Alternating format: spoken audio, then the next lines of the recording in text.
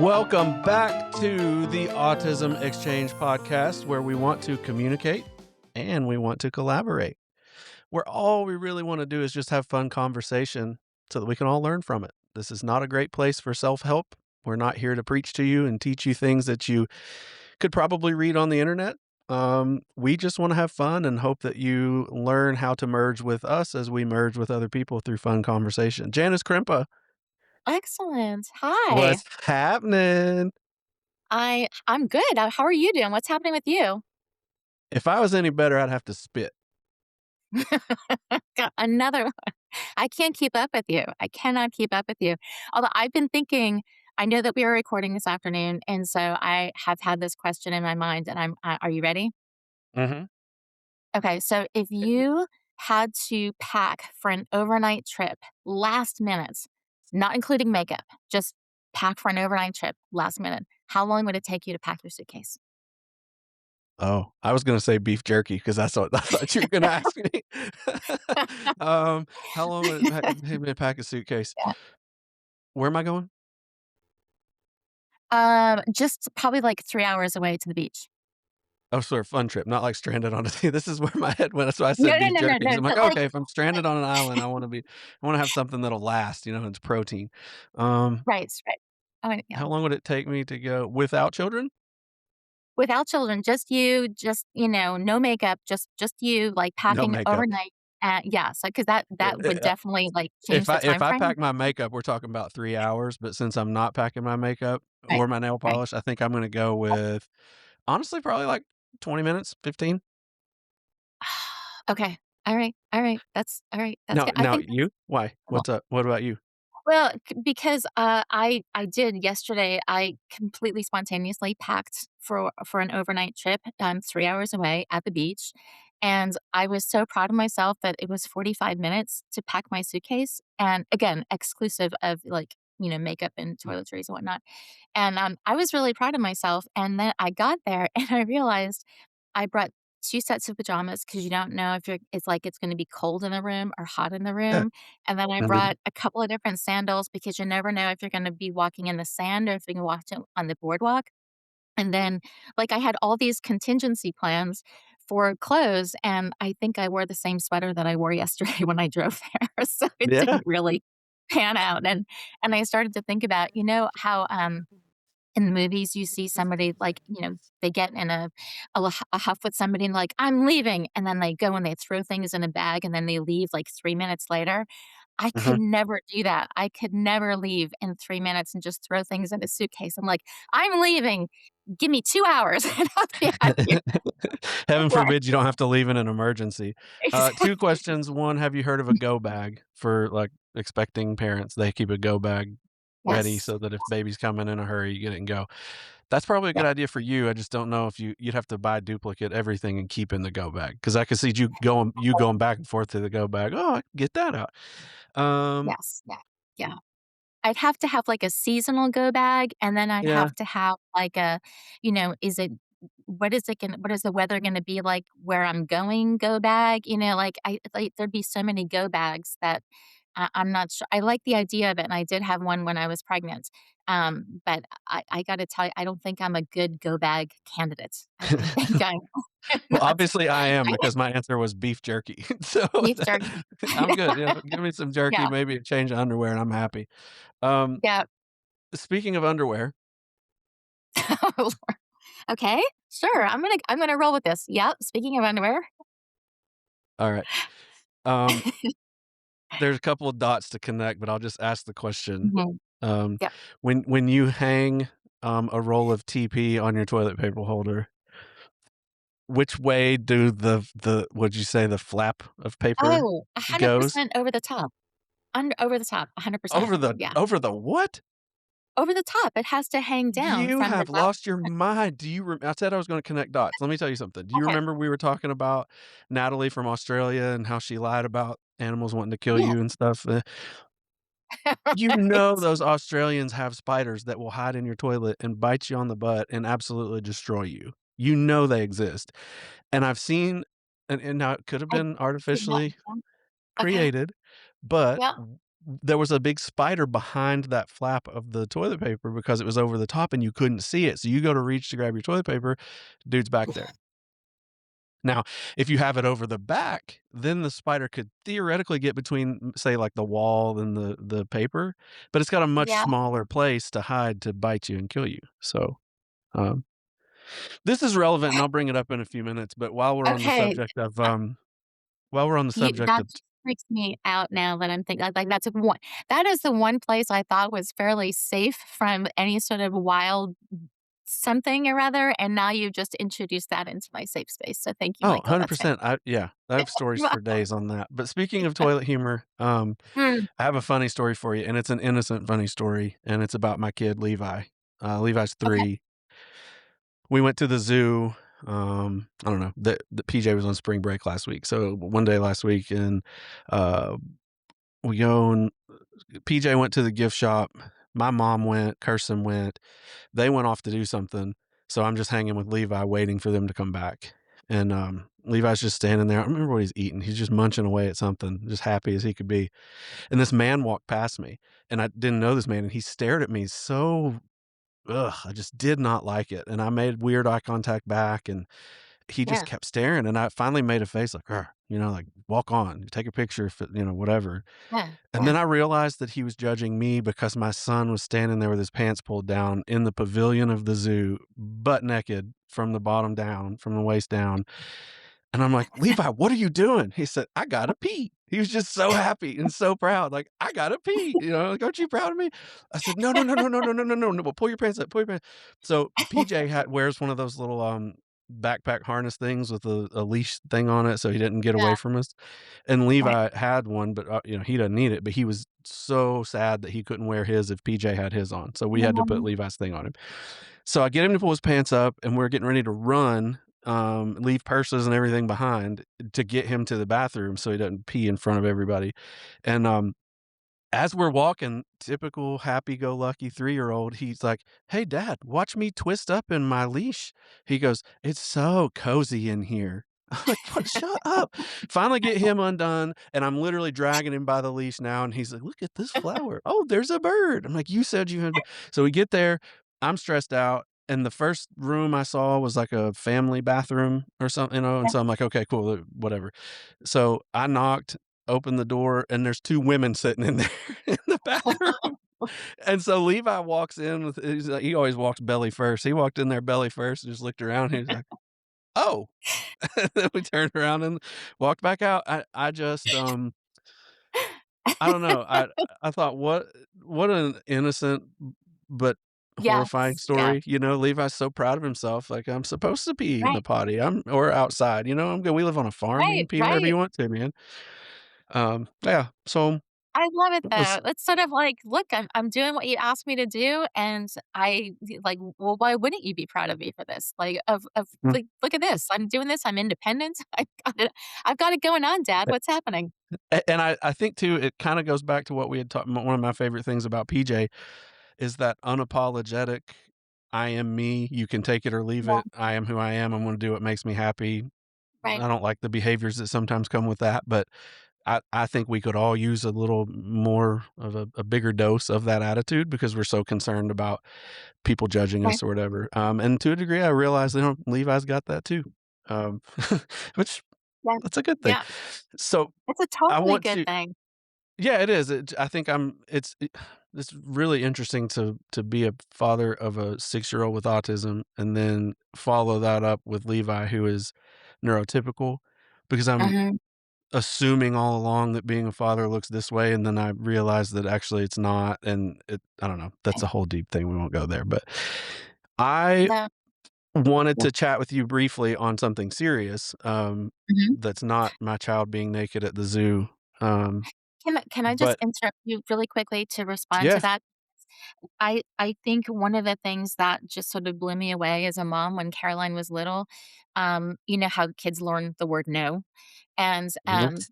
I remember her learning no and saying no with no ulterior motive. Because grown-ups, when they say no, there's a tone, there's a message, there's a reason behind what they're saying for whatever, whatever it might be.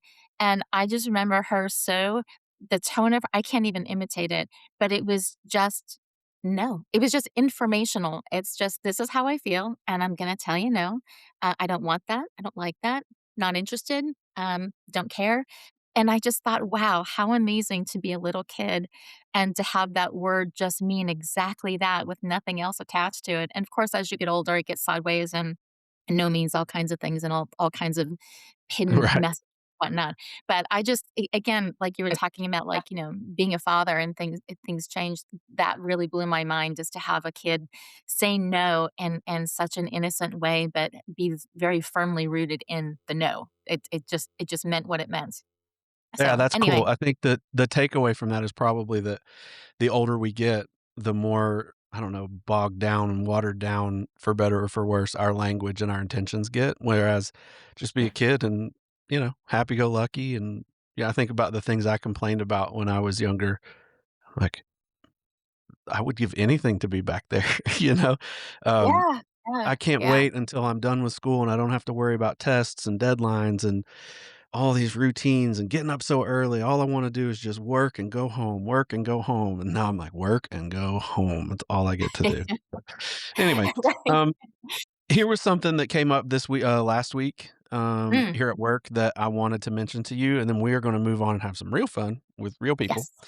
Alright. Um, I met a parent who will obviously remain nameless, and I was called in to ask about a situation, with her kiddo, by another therapist, that works here, and, um, what it boiled down to is that the parent needed grace, and Mm, this is very evident, and I'll give you as much backstory as quickly as I can. Mom was being told by several people several different opinions on, screen time, iPad use, Mom said, "I completely realize that it's making behavior worse, and we're almost like we're addicted to it, but at home, I want it to be comfortable. You deal with a lot without your iPad in public, then you come home." And I gave her some clinical answers, but then I caught myself. I'm like, "Wait, shut up. You know that she's hearing plenty of that. What you need to say is, 'You're doing good. It's okay. Give mhm, yourself grace. Chill. You can worry about his iPad tomorrow or in an hour or the mhm. next day, o or you can say," the Yeah. alternative to that is what I want you to do. It's say, like, "I'm a good mom." I almost wanted to do the mantra thing. "Repeat after me. I am a good mother." Um, anyway, so I Yeah. thought that was really cool. It's a great example of what you and I, had talked about with having grace and giving yourself grace. And, the quote, in our recap episode that you and I just, did, I don't know, a couple episodes ago, the takeaway was, quote, "You thought you were being helpful, but," and Mm, then we left it at that. Sometimes we think we're helping, yeah. um, but really, like you said, you called it being next to somebody. All this mom needed was for me to sit there and look her in the eye and say, "Yeah, I know there's a lot of science that says screens equal bad, but nobody's walked a mile in your shoes because your kid hits his head if he doesn't have his iPad, and so you're choosing, do I let you hurt your head or do I give you too much screen time?" And she just needed somebody to sit next to her and say, "You know what? You're doing good. Take a deep breath and Yeah. chill." So, I thought you would That's think that awesome. was neat. It's a real life I story of. do. I do. I do think that's neat, and I thought have been thinking so much about that episode that you and I did and about what someone had said to you and about the podcast, and so people always, have grace for yourself, give yourself a little grace. And I started to ask people, not in a confrontational, challenging sort of way, but just what does that mean? What does it mean to give yourself grace? And just to define it. I think as a behavior analyst, I sort of love definitions and it's so interesting what that means to people and what they need. Just like what you were saying that, this mom might you're a good mom. You're doing great. Like that is the grace that she was looking to hear and need and sort of would nourish her, to keep going. And so I just I guess wanted to talk to you about that, and we can talk about it another time as we go forward. But just the idea of It's what does that mean, and what does it mean for parents? What does it mean for our kids who might be struggling with something? What does it mean as a teacher? When you talk about, giving your students a little bit of grace with behaviors or with parents. I mean, obviously, we don't want anyone to be unsafe or hurt themselves or hurt someone else. But I think, what does it mean to give yourself a little bit of grace? And it might just mean, Mhm. let yourself off the hook with some negative talk or or just, give yourself a little time out and or a little treat. Doesn't matter. I guess what I'm saying is that, give yourself grace. We talk about it, but I would just encourage listeners and you and I to sort of think about what that actually means and define that really clearly when we say to someone, give yourself some grace. Because I think sometimes people hear that and we have to qualify it a little bit. Yeah, and that's probably a great topic for another episode, right? When Yeah. maybe our next Yeah. recap or maybe even I think you and I are gonna try to do a couple of solo things, in the near-ish future, so maybe that's something that we'll dig into there too. Yeah. Um, Well, with with that, can I just give you I'm so excited about this guest, and she's been waiting so patiently for 16 minutes and 17 seconds, so I'm so excited to actually talk with her. But I know you're gonna introduce her more formally, but can I just give you a little bit of what I've been thinking about? Because last week, we had sort of a few days of going back and forth over text, and I gotta tell you, that was one of the most fun text exchanges over the span of days that I've had in a very long time. I well, totally funny you should say I that love because let's just do this, let's just take screenshots of it and we'll post it in the captions under the show notes I sometime. well, it's a non-explicit content, so no, I'm kidding, it was fine, it was totally fine, there was nothing inappropriate about it.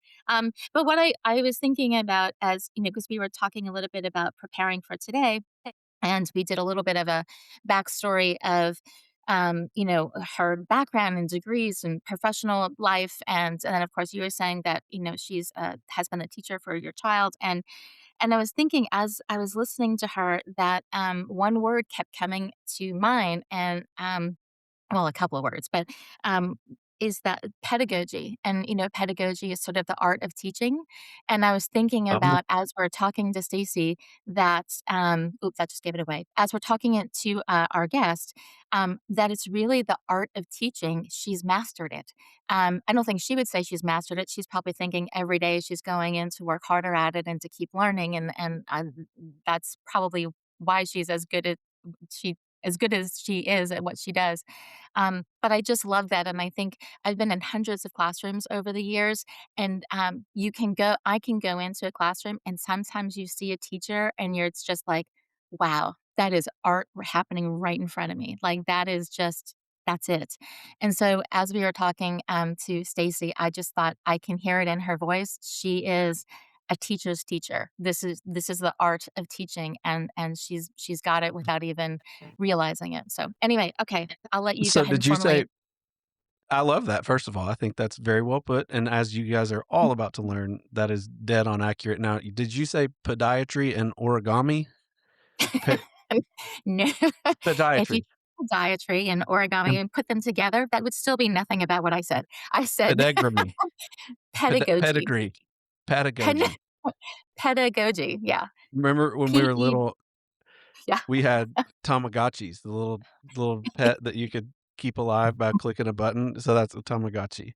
You and your Right. language, man, I guess when I introduced the 2 of you, which we still haven't introduced Mhm. you yet, I should have said that Janice is like the world of words, like, she's got the most eloquent vocabulary that comes naturally without effort, and podiatry is another example of that.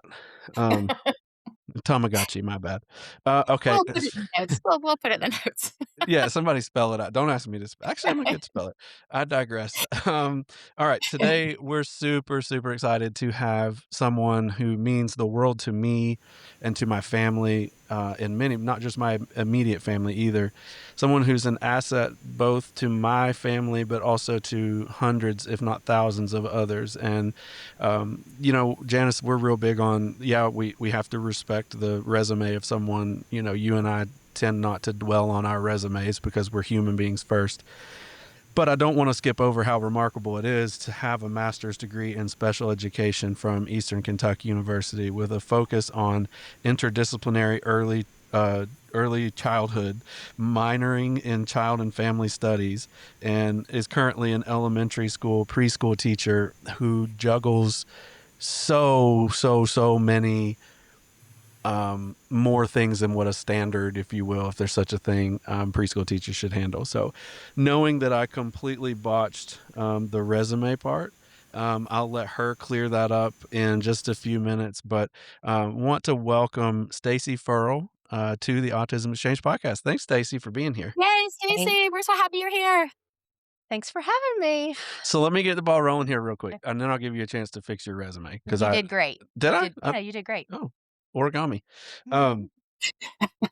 So when I was asking you about your toilet paper preferences, Janice, Mm. it may or may not have something to do with this knucklehead Yeah, sitting on the let's screen with us. never mention that again, by the way. This will be the last time, and then we will there's never gonna be a callback or a throwback, like, this will be the end. Oh Okay, no, going forward. oh no. If we have dumpster fires and train wrecks, we're certainly talking about toilet paper. Um, So that's Stacy's fault that that's ever even on my mind because we were Mhm. doing something outside here at some event. Was it a touch a truck event or I think so, yes. maybe you yeah. Yeah, it was. Okay. So Stacy's like, "Hey dude, I gotta go and use your office bathroom." I says, "Go. Nobody's in there. Go ahead." And she came back out and was like, "Hey, I fixed your toilet paper roll for you." I was like, "What do you mean you fixed it? There's nothing wrong with my toilet paper roll, thank you." And she had it the opposite way. And I guess I think I've said this to you before, You Stacy. told me the spatter story. You traumatized me. I think about it every time, but I still put my toilet paper over. So and Yes. that's I guess this is bad to say, but every time I change the toilet paper, think of you. Um, but I also, since that incident, I used to change it everywhere I go, and I no longer do that now because of you, because I was like, "I don't wanna traumatize somebody else with Well, spider fear in their toilet paper." I'm So proud. I notice and I judge, but I don't fix their toilet paper Well, for I'm them. fortunate that you tried, but if you go in there and check again, you'll see I will change yours, though. it's the normal people way. Don't worry about it. Um, so Stacey, I'm here's the with you. thing. Well, Uh, e Don't worry, Janice, I'll fix it before I leave his office later. thank I'm you gonna very show up at much. your I school when you could you have a imagine it functioning all toilet. could you imagine all At 3 of school, us they working in don't the same come. office? It would just be back, like, all day. There'd be, like, a race Oh, to the bathroom to it would try to be fix awful. Awful, Would it be awful awful. to work with me? To share an office and you change the toilet paper Oh, roll all the time? Yeah, well that'd be that. Mm, terrible. I At Um, get it. school, they don't come at school, they're in an enclosed case and they come down from the bottom, so there's no Right. over or under. Okay. is there a They're theory for nice. that? I mean, why do you guys care? I mean, Well, it's why do just the you correct care? way to do it. Because I don't want Yeah. spiders biting me. It's just Yeah. Alright, we gotta move on because this Okay. could I could see this turning okay. into something, like, much like, Okay, next extrapolating into question. something bigger. What about Yes. on your bed? When you put the pillows on the bed, do you put Mhm. them with the opening to the center or to the outside? Outside. Outside, right? No, Is that to the the right Inside? to the answer? center. Why? Because if a spider's on your bed, it's gonna crawl up that way. It's not gonna crawl in the middle. But also, nobody wants to if somebody goes in your room, they don't wanna see your open pillow. No, it's gotta go in. Oh, I mean, It was a whole I discussion guess at work the other day, and it has to go in, yeah. well, which sock do you put on first, your right or your left? Left. Oh my god, we are so different in so many ways. Janice? right, right. Okay, I so guess I'm right-handed, so I just do everything, like, right, right foot, right, yeah. where are we going? Except for mittens. Well, anyway, Mitt Stacey, Mitt you know what? I'm she's so got glad that mittens. you're here, but after talking with you now, you said, Michael said that, you're in the classroom, and he's talked so much about you in the classroom that I'm having a little bit of that moments when, like, a kid sees his teacher in the grocery store and it's like, "Oh my gosh, you're like, you're Okay. not in the classroom, you're out in the real world." So I've got a little bit of that starstruck in my eyes now because of, seeing you, like, in our studio rather than in the classroom. But, so I'll tell you what, we talk a lot about my home, my country, so I'm thinking Michael, do you wanna ask Stacey about that in your words rather than mine? Because mine will take 700 paragraphs, so Yeah. So, quick recap, if you don't know, you should know because you guys should be listening to all the episodes. Janice is wonderful in them, and I'm there. Mhm. My home, my country Yes, is a vice concept versa. that Janice and her family created, and it's really looking at your home as, like, what's acceptable, what's not, what's a rule in your house, but also what's a fun habit that you have in your house. If you were to come to my house, would there be things that you're like, "Well, we do not do things like that at my house," like put the toilet paper roll the wrong way, or your pillowcases, which you also do the wrong way, or your socks that you also do the wrong way. But that's your home and your country. You get to live that way.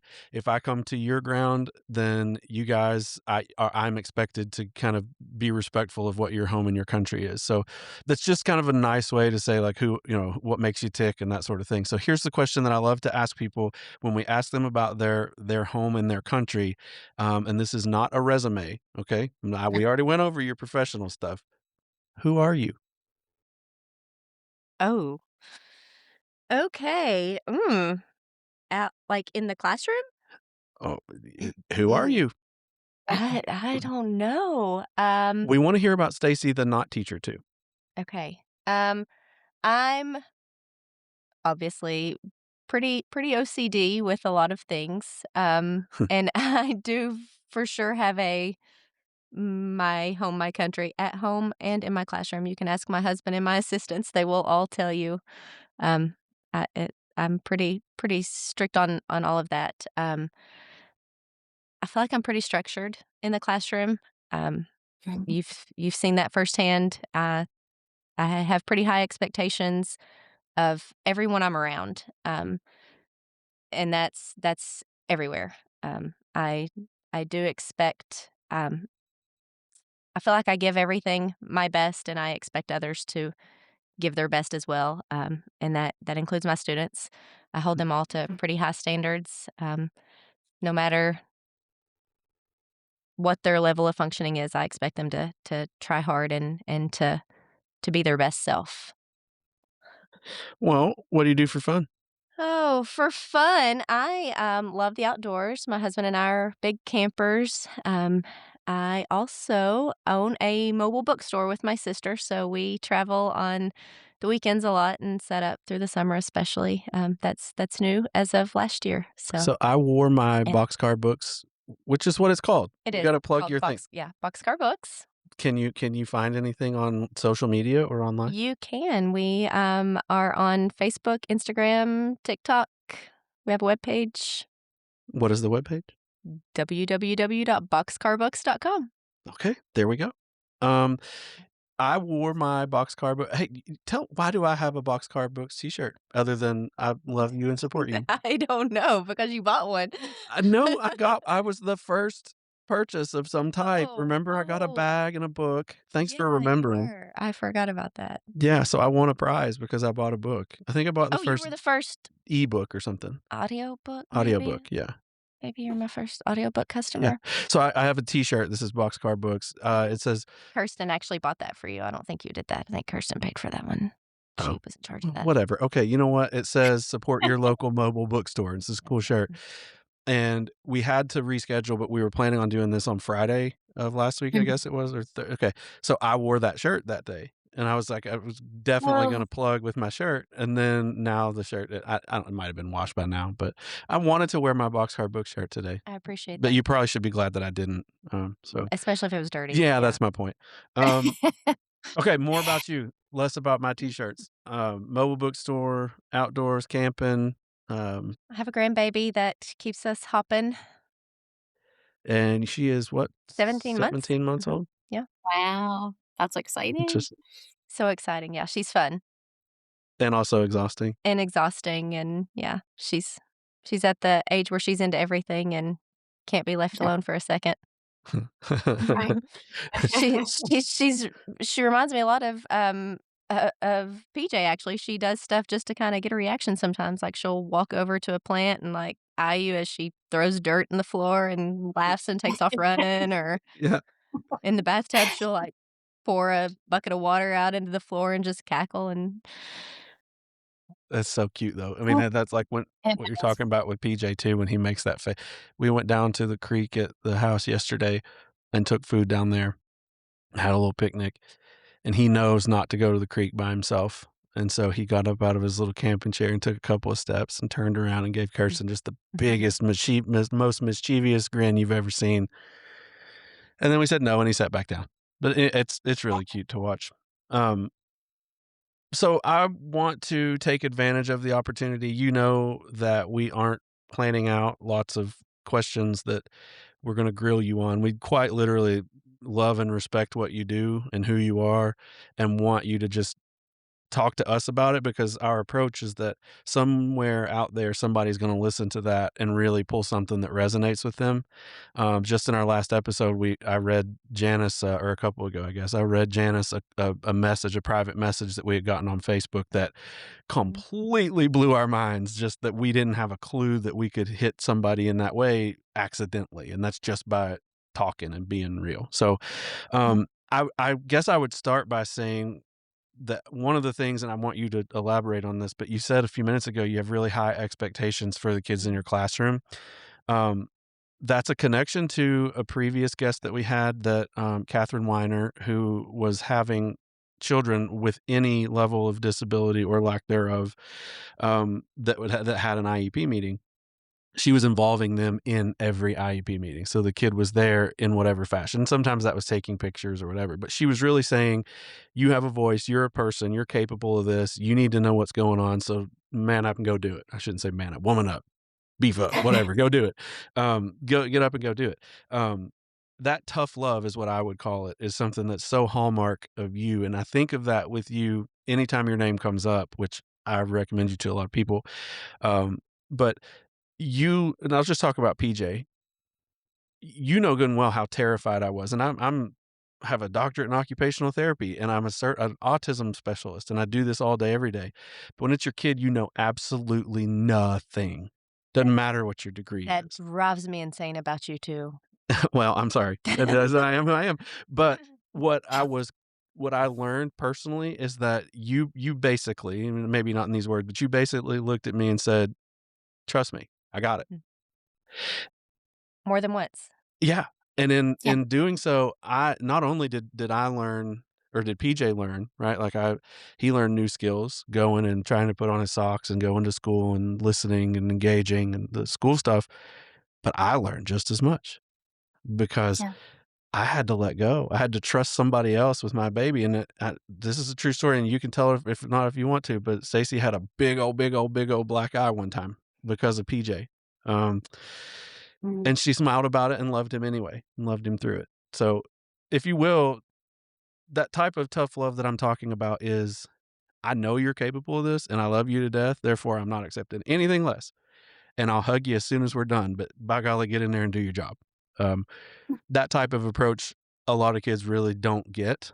It's almost easier, I think, to say, "Oh, you're having a hard time with that. Well, there's a good reason for it. Let's just leave you alone." Stacy says, "Nope, ain't happening. Not in my room." Talk a little bit Well, about that tough love and how you got there.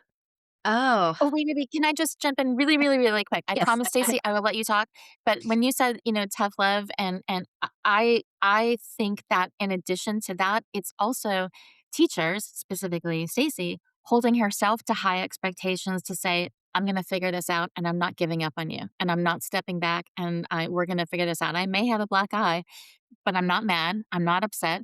I'm gonna take this and I'm gonna go forward and we're gonna figure this out. And I think in that way, it's holding everybody to high expectations and not saying, well, this happened and let's just let it cool off for a while and I'll be back. It's sort of like getting up again. Get knocked down once, you can get up twice. So I just think that's so when you're talking about that, Michael, and I know we're gonna hear from Stacey, and I'm gonna be quiet in 4 seconds, but I just wanna say that those high expectations first come from yourself, and then you have that and you share that with your students and your parents. Okay, I'm done now. That's it. First of all, before I talk about that, the black eye was an accident. So, before anybody rolls with that, I guess I shouldn't um, have laughed when I said it if I didn't put that disclaimer out there, because I wouldn't condone that. No, it was an incident. it was an accident, yes. Okay. I have had injuries that were not necessarily an accident, but, as I had talked with you all before, started writing a list one time of kids I've worked with autism, and I stopped counting at 100. I not only in the classroom, I also spent 17 years working as a developmental interventionist with First Steps, which is now Kentucky Early Intervention System. But so I've worked with lots of kiddos with autism, both in the homes and in the classroom. But I was in college, maybe right out of college, and I had met with this mom, and she had a kiddo with autism, and I forget the situation at the time. But anyways, I'd asked the mom a question, and basically she was like, "No, because the child has autism." She couldn't basically grasp the kid couldn't grasp the concept of no. And so a little while later, the dog, whenever she said that, my wheels started spinning a little bit, and I thought, that something's not adding up. And then a little while later, the dog did something, and the mom rolled up the newspaper and whacked the dog on the nose with it. And I said, What was that about? And she said, well, he knows better. He knows what no means, and he's not allowed to do that. And I stopped and I looked at her and I said, so you're telling me that because your child has autism, you hold your dog to a higher standard of being able to learn the word no Wow. than you do your child? And the mom's eyes bugged out, and that situation stays with me often. Anytime someone uses anything as an excuse of not being able to do it, I'm like, we punish our dogs for, peeing in the floor, doing whatever. So because we expect our dogs to be able to learn. If we can expect a dog to be able to learn, and then you're not going to hold your child to a standard to be able to learn, or your friend or whatever, um, I feel like that was a turning point for me, and that's something that I've carried with me forever. And I don't ever want to be that person that doesn't hold someone to a standard of being able to be their best. I don't ever want to lower my standard for someone because of a diagnosis or whatever, that they can still learn. Maybe it's different, maybe it's a different level, but that's where my background on that comes from, especially in my classroom. So that's a not an easy, I mean, to you, I guess you would say, "Oh, it's nothing," because it's just who you are, but what I don't think you realize is how deep that really is and how hard that really is for somebody else to pick up and run with. I mean, you told the dog story and I'm like, "Don't tell me this mom was gonna hit that baby human with a paper." And Yeah. that's what came across my squirrel brain, but then for you to glean that out of that story and then apply it to your life, that's not an easy task, and I would imagine that let's just talk about holding them accountable to be the best version of themselves. Tell us what it's like when you meet a new student maybe for the first time at the beginning of the year, and you're trying to figure out not what you say they're going to accomplish, because we don't know that. These kids are miraculous in blowing us out of the water. But when you're trying to kinda size up, where is the most appropriate thing for me to be pushing them next? Is that hard? Does that come naturally? Do you ever get it wrong? All the time. And that's Janice had said something earlier about, like, I forget how it was she worded it, but I think that's probably something that I get frustrated with other teachers with as well, because, I mean, Michael, I call you all the time. And I've been doing this for a long time. This is my 19th year in the classroom, and like I said, I was in First Steps for 17 years, and often I call other professionals, other teachers, other therapists, and I'm like, "Hey, I've got, this going on, and I've tried XYZ, and I'm out of ideas, let's brainstorm and try something else." And I will say, in my classroom, I have a fabulous team, and we work super well together. Both of my assistants right now came to me from they both served in a low incidence classroom prior to coming to me. So they both had autism experience prior to that. One worked as a um, RBT, and one did lots of nannying for kiddos with autism as well. So that's played into it. I think there's lots of experience that comes not from school. You were talking about your resume, and often whenever I think back to college classes, before this started, Michael and I were talking about something that I never learned in my college classes, but I see that often. And Mhm. the the kids teach me daily more than I could ever dream of teaching them. And Michael, as a parent, I know I said that to you often. I learned from your kid daily, and I think that's part of being a teacher, is you just have to also be prepared to be the student. You have to be able to learn from them, and go with them, and connect with those families, and that is kinda hard as a teacher, is because I have my expectations and what I want from them. But sometimes you also have to meet with the family, and talk to them and see what their main goals are for their child and kinda work together with that. I'm so daggone proud to be your friend. Wow. Man, I got chills. You said so many loaded things Wow. right there. I need to hush. Um, I don't know, keep going. Like, I mean, proof is in the put I got chills on my arms Oh, right now. stop it. No, I really do, Yeah. I can prove it. Yeah. Um, Yeah, I agree. It's but, like, that's the art of teaching, and you don't even know how good you are because you're always absorbing new information to be better and to problem solve more and to think more and respect the people and the kids that you're teaching so that you can find out day to day, hour to hour, what is your best? What is your best? How can I help? What is your best? I mean, that I no disrespect to any teachers out there, but I just wanna point out that that's what makes you a teacher's teacher, that you're asking yourself that, probably not even, thinking about it, you're just doing that. That's just, that's the art of what it is that you do, so, wow. I'm I'm just so floored. well, it's something that again, I said this about something else earlier in this conversation, Stacey, that's something that you probably assume everybody else does, that the teacher should be learning and they should also be prepared to be the student, but I really don't think that's as common as you might think it is, and I don't wanna put words in your mouth, but you saying that, is rare. And, I don't believe you hear that a lot from educator or any profession necessarily, that I have to make this tie back to the whole asking questions thing. Like, this has come up so many times, and you said you reached out to me or you reach out to other people and say, "Hey, I don't know what to do. I've tried this and this. What do you have any suggestions?" And that alone, you know how many people in similar positions to you I know, and there are gobs of them. Of those gobs of people, how many do you think call me or text me and say, "Hey, what do I do?" Or, "Do you have any ideas?" Or, "Who should I call?" You, 1. That's crazy to me. Why Mhm. reinvent the wheel if somebody else has an idea that's gonna help?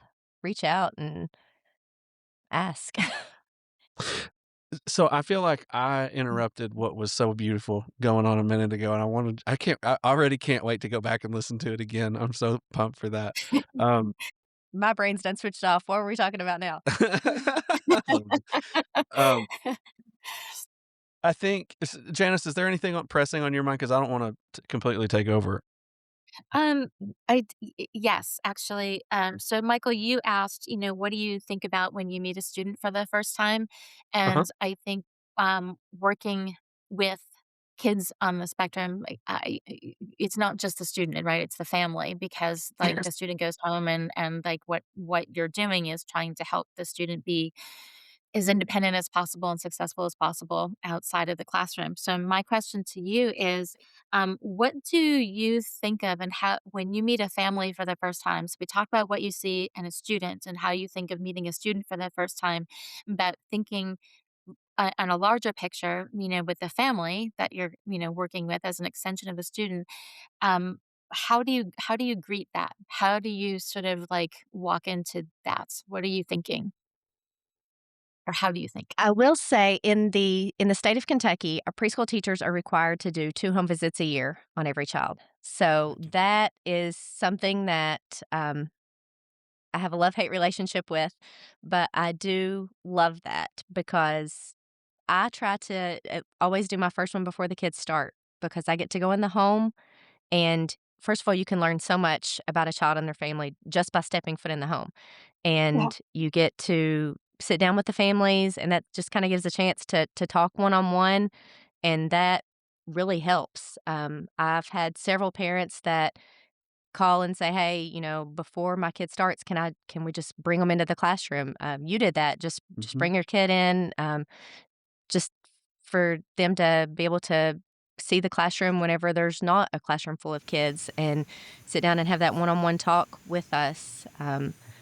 Obviously, most kiddos that have autism will have an IEP, so you have that ARC meeting prior to where you sit down and plan out a plan, and that's great because you get to talk to the family about what their concerns are and what kinda goals they have for their child as well, and that gives a lot of opportunity to tell me about your kid. Tell me what they like, tell me what they don't like, tell me how they learn, what they enjoy doing, what you expect to see out of them for this year, what your concerns are for this year.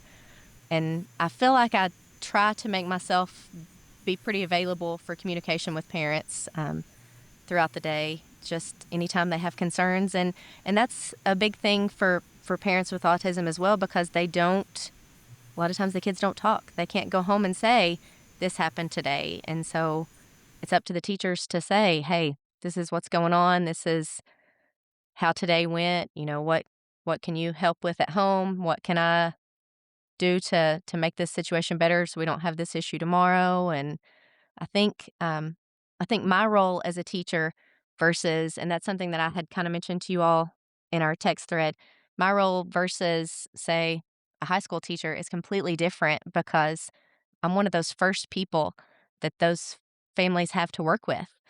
And I, I feel like that's a big shoes to fill, because if their experience with me is bad, then that sets a groundwork for bad moving on out. So Mhm. I feel like that makes us strive even harder to build those connections with those families, and to lay that groundwork for those kids so that they have something to build off of, because we are that foundation.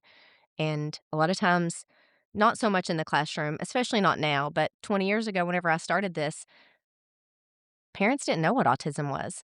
Mm. And their kid would come to me, and those were some hard conversations to have whenever parents had no idea. Oh, Johnny's not talking, but it's fine. I didn't talk till I was 10 myself or something.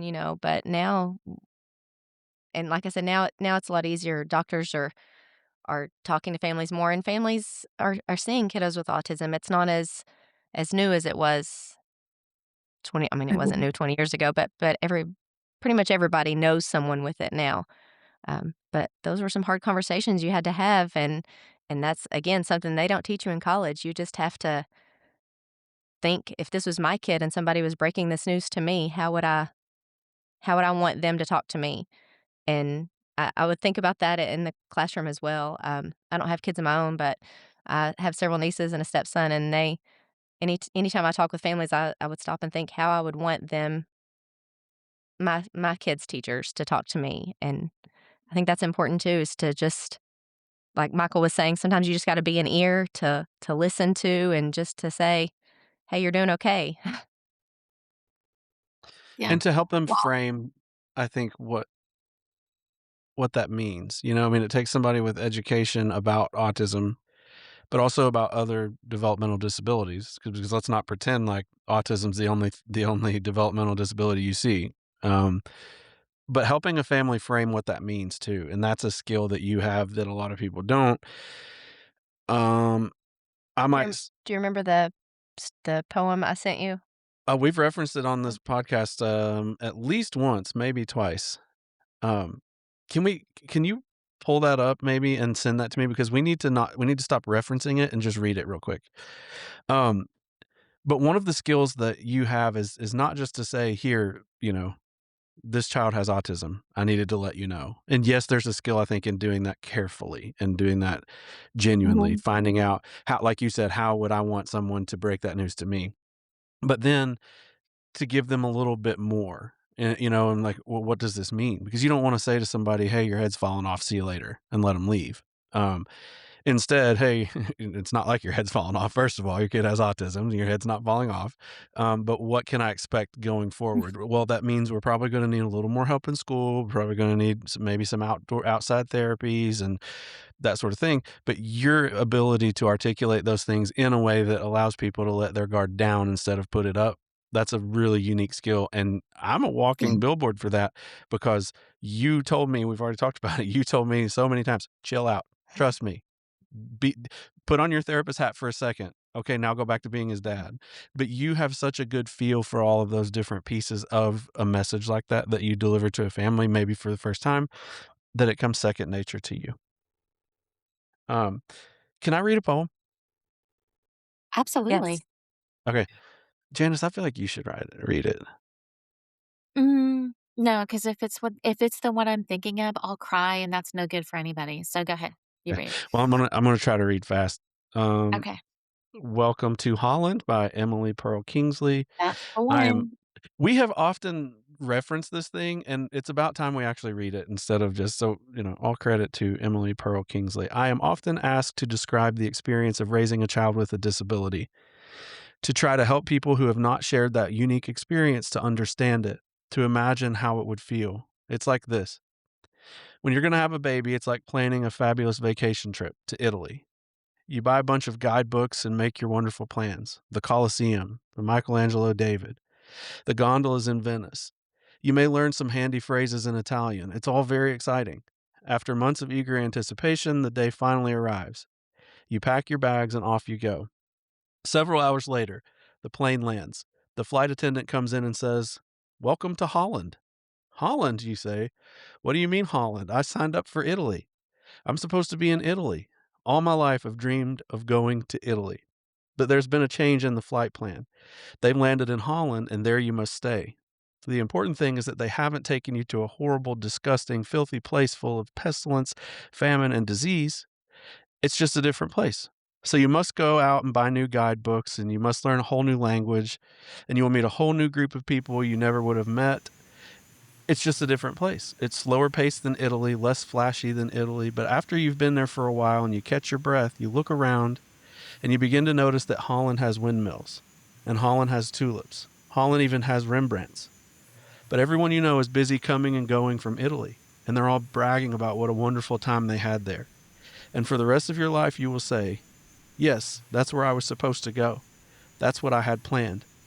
And the pain of that will never, ever, ever, ever go away because the loss of that dream is a very, very significant loss. But if you spend your life mourning the fact that you didn't get to Italy, you may never be free to enjoy the very special, the very lovely things about Holland.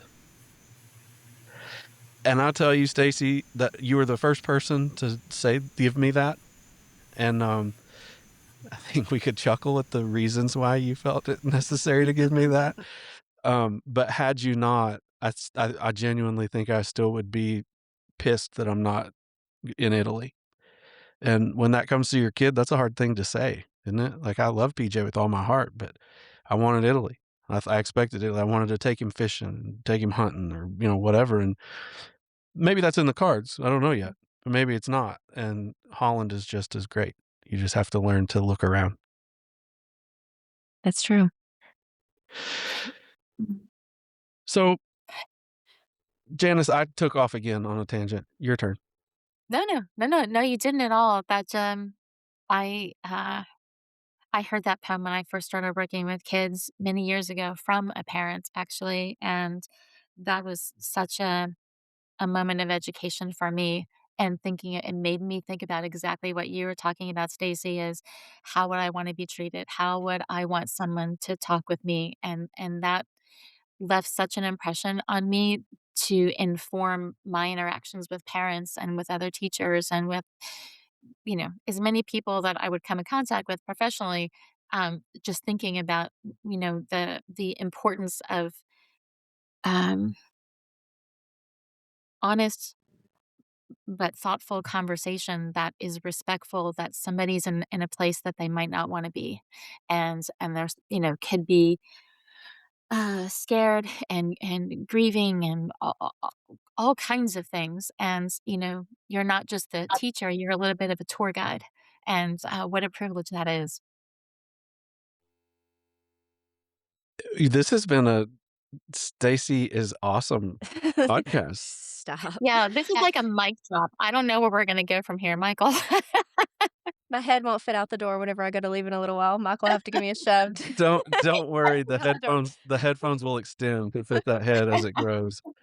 Well, I 2 quick things that are on my mind, and we gotta let you go because you've been super gracious, giving us a lot of time, and there have been guests, well, all of them really, that we keep saying, "Man, we're gonna have to do a part 2 or a part 3," and I would say you're one because if you would come back to this dumpster fire, but Janice and I and you will listen back to this and we'll go, "Man, I wanna know more detail about that," because right now we're just having to kinda skip over the general things, and there's a lot that I want to know that I think would make me a better parent and a better therapist, a better husband, uh And I've already talked about a couple of those instances, right? When you've been the one bold enough to be like, "Dude, chill out. Hush. Let me do my thing. Trust me." Or, "Hey, I'm concerned about this. Maybe we need to look into it." That trust is not easy, and it's not something that you can demand. You have to earn it. And how do you earn somebody's trust? By caring for them, you know what I mean? And just being honest and meeting them where they are. So, uh, And that's hard as a well, it's hard for anybody to let go of control sometimes. It's hard for me to let go of control sometimes. But it's also hard as hard as it is to let go of control, it's extra hard to let go of those kiddos whenever they leave me, and then you pass them in Mhm. the hall and they want nothing to do with you, PJ. And sometimes you just have to say, "Get over here. You're gonna give me a hug you're whether you gonna want give to me or a hug. not." Yeah.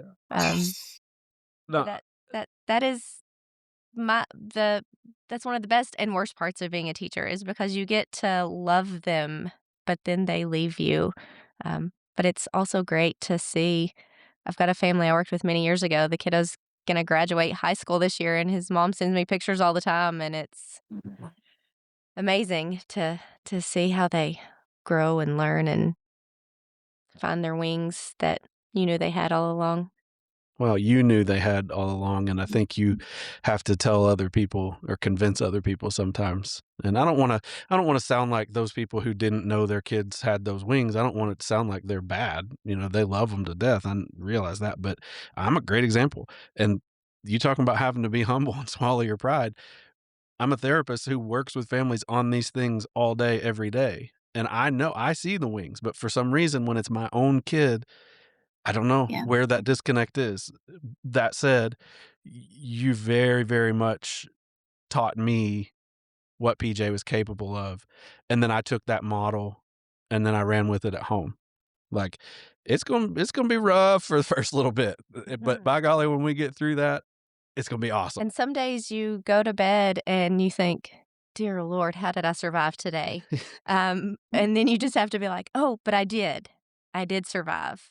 And you may feel bedraggled and like you didn't, but you did. And tomorrow's a new day. You just have to find the wins where you can sometimes. Wow. You are a win for a lot of people, and we're super thankful that you've shared what you've shared with us. I'm already kicking myself for not going down other avenues that, stuff that I know that you wouldn't just think to volunteer. And I'm not talking about funny stories. I won't tell your secrets and stuff. Actually, I really don't even know your secrets. It sounds good. Um, but there are things that I wish we would have touched on. So don't be surprised someday if we're like, hey, could you give us another hour? And then we'll, maybe I'll shut up more and listen more, and let you kind of get to what I think more of what you have to offer. Um, Janice, is there anything else that you would like to ask Stacy about before we go? Um, well, yes, but I think that's why we're gonna have an episode 2 because for this or part 2, because I wanna learn more about, what you learn in home visits and that rapport building that sort of sets the tone for the rest of the year. I would love to hear about how you define grace for yourself and for your students, for your family, because it's not a linear path for the school year, right? And there's all kinds of stops and starts and ups and downs and backwards and forwards, and so I would absolutely love to know sort of your definition of grace and what that means for all of those people in your life professionally. And I would definitely want to talk to you more about the art of teaching. And I'm listening to you talk, and I just hear how you so without even realizing it and effortlessly individualize, not just for your students, but for your assistants and for the parents that you work with and the families as a whole, and how you see that, and incorporate that from your perspective that you've had, whether it's professionally or personally, or just because of who you are and how you see families and help them, and the rapport building. And I think, Michael, that's really a good one because a lot of the families that I hope are listening to the podcast, that they have so many people in their lives, therapists, family members, and neighbors, teachers, to learn that rapport building so that you can be respectful, but also speak in a way that you deserve respect, and that you can advocate for your kids and for your family, in a way that you keep giving yourself grace and other people grace, but you're also getting what you need. And having that conversation and that rapport with Stacey, I think your family in particular, but I'm guessing that all of her families over 20 years have really benefited from that kind of rapport. So yeah, that's the top half of the list on my page. So yeah, we're definitely going to need a part two. We need to Janice, you're much kinder than I and much more welcoming. Would you like to formally invite her to another thing while we're on the record? Oh, absolutely. Make sure the volume is turned up. Stacy, will Alright. you please come back for a part 2? And I'm gonna put a little parenthesis, part 3, question mark, question mark, question mark. But, we please, let's make a time to come back soon because you have so much valuable information and perspective that I really wanted to take the time to share this with people. It's so important. And, yeah, so will you please come back? I will. You may go back and listen and be like, "Never mind, change of plans." No, She No, fumbled I'm over all of her no. sleeping. words, and Well, we may take out a I couple of do toilet much better paper with kids than I references. do Yeah. I take the toilet paper and the sliders No, out. no, no, no, no, no, no. You guys gotta have everybody uses toilet paper, come on. People drive cars and people use toilet paper, it's okay. Gosh, everybody's so embarrassed all the Do you time. do you remember, during COVID when I had you read the story to I videoed you reading a story for my class? Yeah, I Do you do. remember what book you read? I sure do. Okay. You know what it was called, Janice? It was Is it called the everybody poops?